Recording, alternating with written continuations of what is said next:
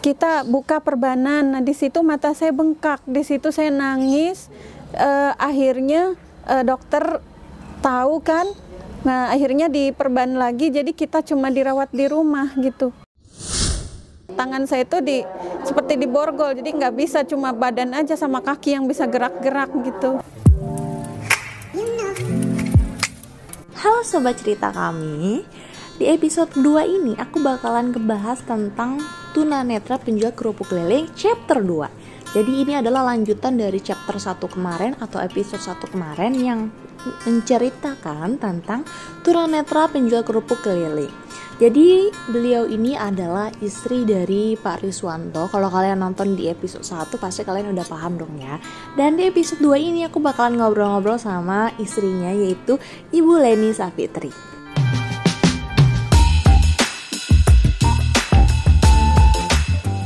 Ibu, waktu ketemu Bapak itu kondisi penglihatan Ibu tuh gimana? Low vision ataupun sebenarnya yang saya dengar kemarin itu Ibu masih bisa melihat kan, Bu? Itu gimana, Bu? Waktu itu kondisi penglihatan saya alhamdulillah masih jelas ya, masih ada mungkin 50% masih kelihatan sekitar 2 meter 3 meteran gitu. Masih jelas untuk lihat, untuk baca gitu. Oh, berarti Ibu bisa dibilang Ibu lebih baik daripada Bapak. Kan kalau Bapak kan benar-benar dari kecil nggak bisa lihat, dan Ibu masih sempat melihat dan sempat bisa baca nulis ya kan, Bu. Terus dari Ibu itu awal mulanya gimana sih, Bu? Ketahuannya tuh gimana? Nggak tahu mana yang benar ya, namanya orang zaman dulu kan, saya itu masih kecil. Jadi katanya waktu ada gerhana matahari itu saya keluar, terus baju bayi itu kan dulu itu katanya nggak boleh dijemur di luar, nggak tahu mitos atau enggak, tapi waktu itu ketahuannya umur 1 tahun dikasih mainan itu saya nggak ada connect, nggak bisa diem aja katanya gitu.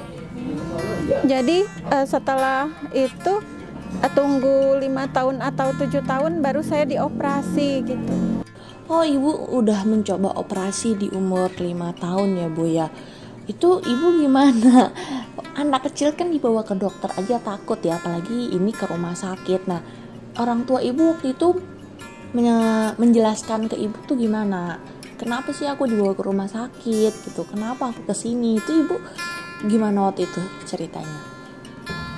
Saya waktu itu dibohongi, katanya kamu nanti mau ke sana tuh enak, banyak buah-buahan, banyak makanan, banyak teman, katanya nanti kamu di sana banyak pokoknya mainan ada, ayo ikut ke sana, nanti dikasih apa yang kamu mau gitu.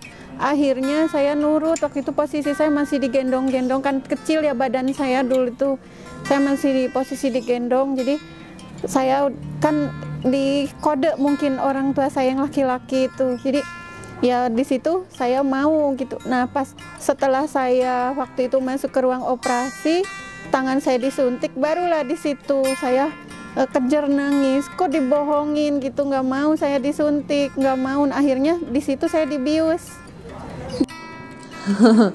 Iya, pasti ya kejar-kejar lah, Bu, nangis ya kan, karena kan bilangnya mau main, banyak mainan, makanan, teman, tapi ternyata di sana disuntik, apalagi kondisinya nggak bisa lihat.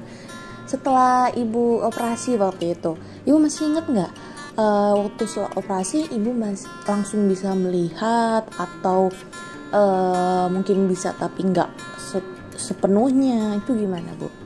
Wah, waktu itu saya lama, Mbak. Jadi habis operasi itu sebetulnya kita nggak boleh buka perban itu paling nggak 3 bulan ya.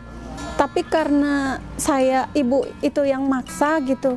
Jadi maksudnya penasaran mungkin, karena saya kan harapannya biar bisa lihat ya. Jadi waktu itu kita belum ada 3 bulan, baru seminggu waktu itu di Bandung kalau nggak salah, di Cicendo ya. Mungkin karena biaya juga nggak cukup, jadi kita buka perbanan. Nah di situ mata saya bengkak, di situ saya nangis. Akhirnya dokter tahu kan, nah akhirnya diperban lagi. Jadi kita cuma dirawat di rumah gitu. Nah terus di rumah pun itu belum boleh untuk lihat sinar gitu Mbak. Jadi harus tutup aja gitu selama 3 bulan itu tadi gitu. Nggak boleh lihat apapun gitu.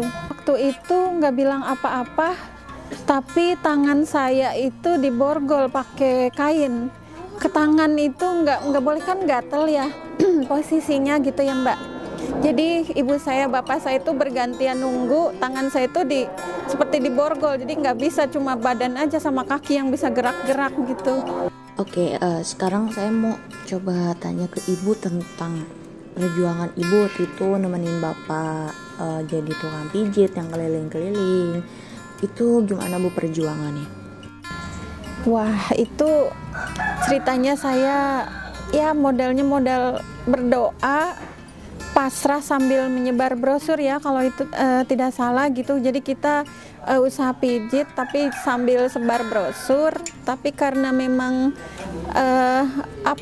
belum berhasil atau memang kita bagaimana gitu ya, sudah semaksimal mungkin. Jadi kita modalnya memang berdoa, minta sama Allah, tapi kalau belum dikasih ya apa boleh buat gitu. Memang kita adanya begitu gitu Mbak. Jadi ada ya kita makan, nggak ada yang tahu gitu Mbak.